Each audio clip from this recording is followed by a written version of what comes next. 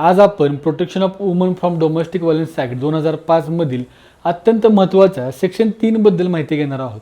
अनेक लोकांना असे वाटते की घरगुती हिंसा म्हणजे फक्त मारहाण किंवा शारीरिक अत्याचार, परंतु कायद्यानुसार घरगुती हिंसेची व्याप्ती यापेक्षा खूप मोठी आहे. म्हणून हा व्हिडिओ शेवटपर्यंत पहा. सेक्शन 3 काय म्हणते? डोमेस्टिक व्हायलन्स ॲक्टमधील सेक्शन 3 हे कलम घरगुती हिंसेची व्याख्या सांगते.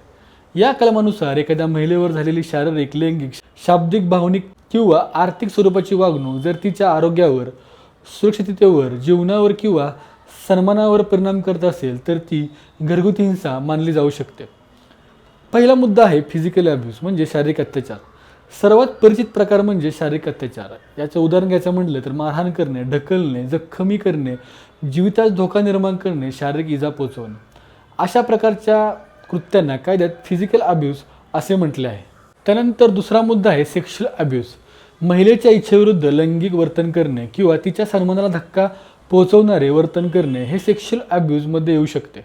त्यानंतर तिसरा आहे वर्बल आणि इकॉनॉमिकल अब्यूज. शाब्दिक आणि मानसिक अत्याचार. मारहाण झाली नाही म्हणून घरगुती हिंसा झाली नाही असे होत नाही. या वर्बल आणि इमोशनल अब्यूजचं उदाहरण द्यायचं झालं तर सतत अपमान करणे, शिवीगाळ करणे, चारित्र्यावर संशय घेणे, मुलगा झाला नाही म्हणून टोमणे मारणे, माहेरच्या लोकांचा अपमान करणे, मानसिक छळ करणे, मानसिक त्रास देणे हे सर्व प्रकार या वर्बल आणि इमोशनल अब्यूजमध्ये येत असतात. त्यानंतर चौथा प्रकार आहे इकॉनॉमिकल अब्यूज. सेक्शन 3 मध्ये आर्थिक अत्याचारालाही घरगुती हिंसा मानण्यात आली आहे.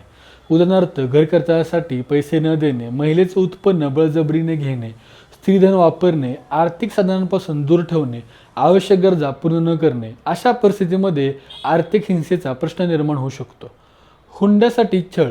जर महिलेला किंवा तिच्या कुटुंबाला हुंडा, मालमत्ता किंवा इतर आर्थिक मागण्या पूर्ण करण्यासाठी त्रास दिला जात असेल तर ते देखील घरगुती हिंसेच्या कक्षेत येऊ शकते. तसेच धमक्या देणे देखील घरगुती हिंसा ठरू शकते. सेक्शन 3 नुसार केवळ प्रत्यक्ष हिंसाच नाही तर हिंसा करण्यासाठी धमकी देणे देखील घरगुती हिंसा मानली जाऊ शकते. उदाहरणार्थ मारून टाकण्याची धमकी, घराबाहेर काढण्याची धमकी, मुलांना दूर नेण्याची धमकी. आता एक उदाहरण पाहूया. समजा एखादा पती पत्नीला मारहाण करत नाही, परंतु तो सतत तिचा अपमान करतो, तिला पैसे देत नाही, तिच्या खर्चावर नियंत्रण ठेवतो आणि मानसिक त्रास देतो. अशा परिस्थितीमध्येही डोमेस्टिक व्हायलन्स ॲक्ट अंतर्गत घरगुती हिंसेचा दावा करता येऊ शकतो.